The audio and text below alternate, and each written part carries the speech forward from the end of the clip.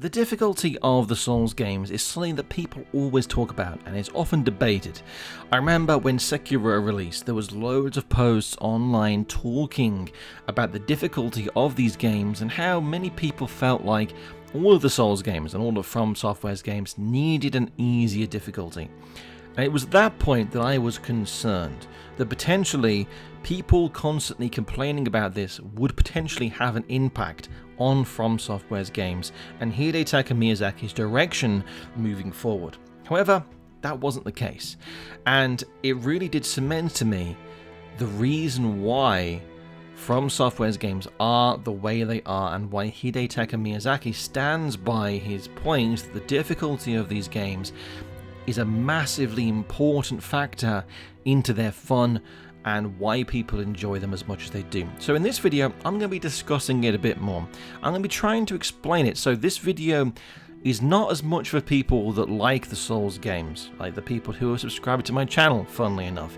It's more a video for people who might not understand the reason why these games are so hard and why people can enjoy them if they are that difficult.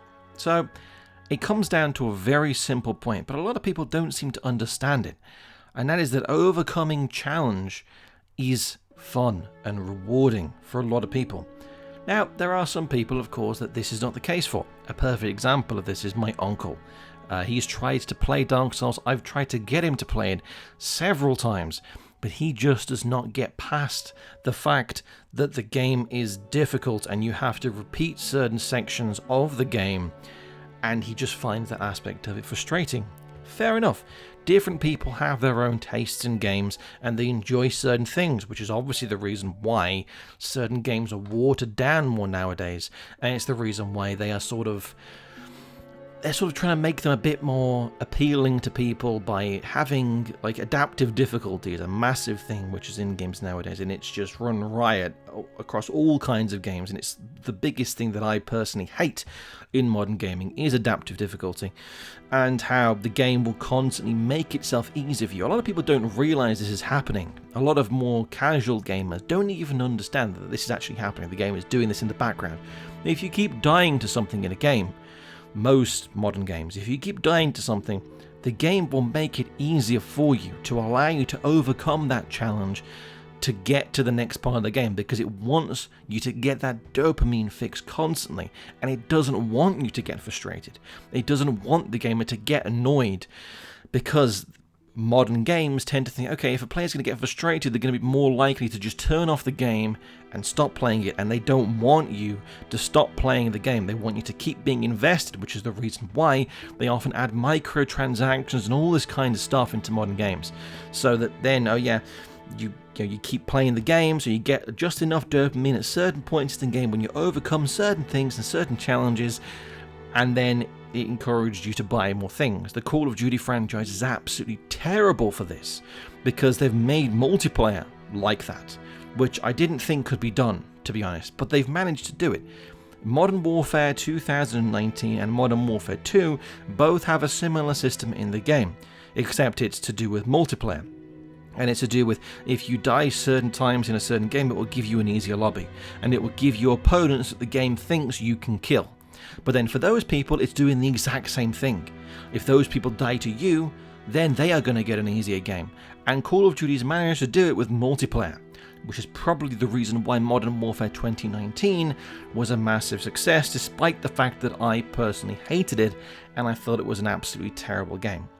Anyway, the point I'm trying to make is that the Dark Souls games and Elden Ring, Sekiro, and all of FromSoftware's games are essentially the opposite of this, which I think is the reason why a lot of Dark Souls people and why the Dark Souls community has ended up getting a reputation for being very elitist and feeling like they're better than people, because the games don't ever cater to you. They don't ever get easier for you. The games are hard, and they're specifically made to be very hard, and the only way you can get past the difficulty is not through adaptive difficulty. The game does not make itself easier for you. Instead, you have to get better, which is the opposite of what modern games do. Modern games do not want you to get better. They make themselves easier to bring the game down to your level so you can get past that challenge. Whereas the Souls games don't do that, it's the opposite. You have to get better and understand the game's mechanics and rise to the challenge that the game has set for you. You have to get better instead of the game making itself easier. And I think that's one of the reasons why a lot of people really love the Souls games as a whole. It's because it's the reason why Miyazaki clearly did not back down. When I remember IGN, Game Rant, loads of other, there was with Sekiro specifically, because of how hard Sekiro is, many people consider it to be probably the hardest FromSoftware game, and it's incredibly difficult. And that game specifically made the talking point. And that's when I thought that Miyazaki might back down and make the next game a little bit easier or have some other mechanics in there. But they didn't do that. Elden Ring does have some things that appeal to casual gamers, but the difficulty is not changed.